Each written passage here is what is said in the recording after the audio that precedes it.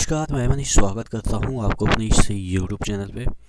दोस्तों, बीएसएस से inter level का जो काउंसलिंग हुआ उसमें अभी तमाम तरह के पेज फंसे हुए हैं, लेकिन फिर भी कब तक आपके मेरिट लिस्ट आने की संभावनाएं हैं, उसी मुद्दे पे हम बात करेंगे।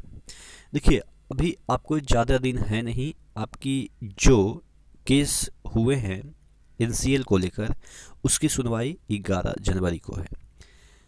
आशा है कि सुनवाई हो जाएगी, क्योंकि ये आपके चीज़ें मतलब कि इतनी जल्दी करवाने की है, क्योंकि ये क्या है कि इतनी दिनों से पेंडिंग है कि आपका 8-8 साल से जो बहाली नहीं हुई है, तो इस पे सुनवाई हो जाएगी, क्योंकि इससे पहले भी इस पे सुनवाई हुई है और इसमें कोई इतना लफड़ा भी नहीं है, पेच भी नहीं फंसा हुआ है। अगर ज़्यादा से ज़्यादा हो तो एक और डेट मिल सकता है, लेकिन सुनवाई इस पे त्वरित होगी।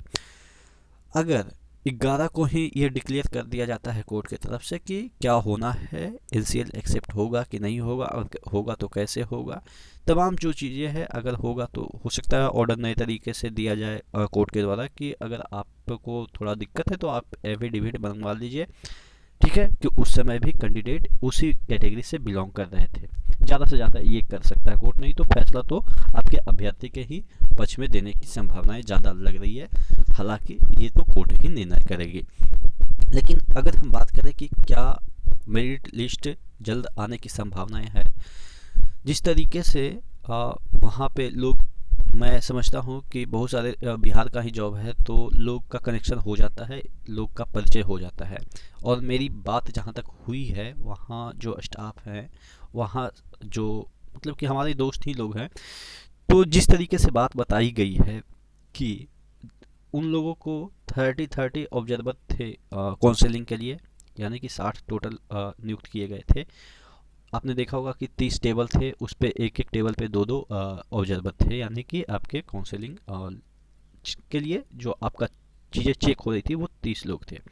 उनका जो डेट है वो बढ़ा के कितना कर दिया गया था, 7 कर दिया गया था, क्योंकि उसमें फिर से उनको ये डायरेक्ट किया गया था कि इसमें जो भी चीज़ें हैं उसमें सुधार कर लीजिए। जैसा कि आपने नोटिस में भी देखा होगा कि क्या क्या चीज़ें एक्सेप्ट करना है, क्या क्या चीज़ें रिजेक्ट करना है, जो भी चीज़ें हैं, तो उनका जो कार्यकाल है वो 7 दिनों तक के लिए, 7 तारीख तक के लिए फिर से बढ़ा दिया गया था। किस वजह से, वो आपको भी पता है कि फिर से वो स्क्रूटिनाइज करेंगे, जितने भी डॉक्यूमेंट्स आपने दिए थे उसको स्क्रूटिनाइज करेंगे, और उसमें अगर जहाँ भी कोई दिक्कत थी उसको मॉडिफाई करेंगे।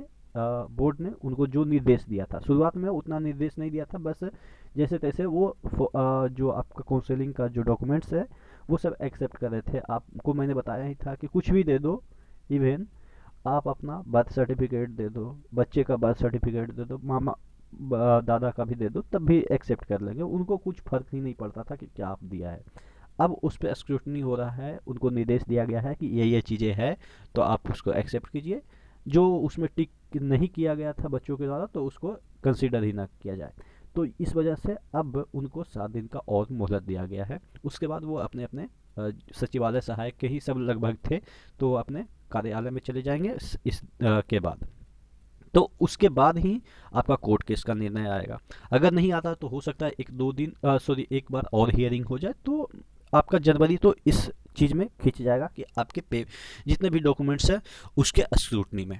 और आप देखा भी होगा कि बिहार में कार्यालय 50% अटेंडेंस के साथ कर दी गई है, और हो सकता है कि इन फ्यूचर अगर कुछ ज़्यादा केसेस बढ़े तो कुछ दिनों के लिए बंद भी किया जा सकता है कार्यालय।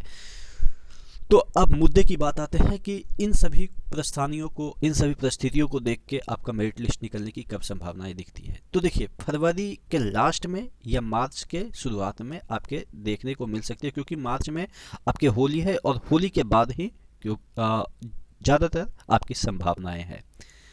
मैं ये इसलिए नहीं कह रहा हूँ कि आपके जनवरी में निकल जाएंगे, फरवरी में निकल जाएंगे, क्योंकि जो केसेस बढ़ रहे हैं वो प्रायोरिटी सरकार की फर्स्ट होगी, ना कि आपकी ज्वाइनिंग प्रायोरिटी फर्स्ट में होगी। और इसमें से मुझे बहुत सारे मतलब कि ये भी हमको पता है कि आप लोग में से तकरीबन 90% ऐसे होंगे जो किसी न किसी जॉब में होंगे। कोई चेन्नई में होगा, मैं तो यहाँ पे गुवाहाटी में हूँ, गुवाहाटी जो मैं दूसरा जगह दंगिया डिवीज़न में हूँ, तो मुझे भी जाना है ज्वाइन के लिए। तो अगर केसेस बढ़ते हैं, गाड़ियाँ बंद हो जाती है, तो सभी को परेशानी है। उसके बाद आप ही लोग बोर्ड से कहेंगे कि जो हमें ज्वाइनिंग का टाइम दिया जाए क्योंकि गाड़ियाँ नहीं चल रही है। तो ये सब चीज़ें करते करते आपको मार्च तो लग ही जाएगा, ठीक है। तो अभी भी आपके पास कम से कम 2 से 3 महीने आप मान के चलो कि मेरिट लिस्ट आने में लग सकती है। ये मेरा ऑब्जर्वेशन, आप क्या सोचते हैं नीचे कमेंट बॉक्स में कमेंट करके ज़रूर बताएंगे। तब तक एंजॉय कीजिए। जिनके पास जॉब नहीं है उनके लिए तो थोड़ा कैसे वक्त गुजर रहा है वो तो मैं समझता हूँ, लेकिन यहाँ पे मुझे जहाँ तक लगता है कि लगभग 80% या 60% ऐसे होंगे जो कि जॉब होल्डर ही होंगे, जो कहीं ना कहीं जॉब में लगे होंगे, ठीक है। यही शुभकामनाओं के साथ कि जितने भी आप लोग काउंसलिंग में गए हैं सभी का सिलेक्शन हो, सभी अपने बिहार को मतलब कि अच्छे तरीके से सेवा दें। इस तरीके से सेंट्रल में बहुत सारे लोग होंगे, मेरे जैसे लोग होंगे सेंट्रल में, ठीक है। तो जल्द ही आप लोग से भी मुलाकात होगी जब ज्वाइन कीजिएगा, ठीक है। तो नेक्स्ट वीडियो मिलते हैं, तब तक के लिए धन्यवाद।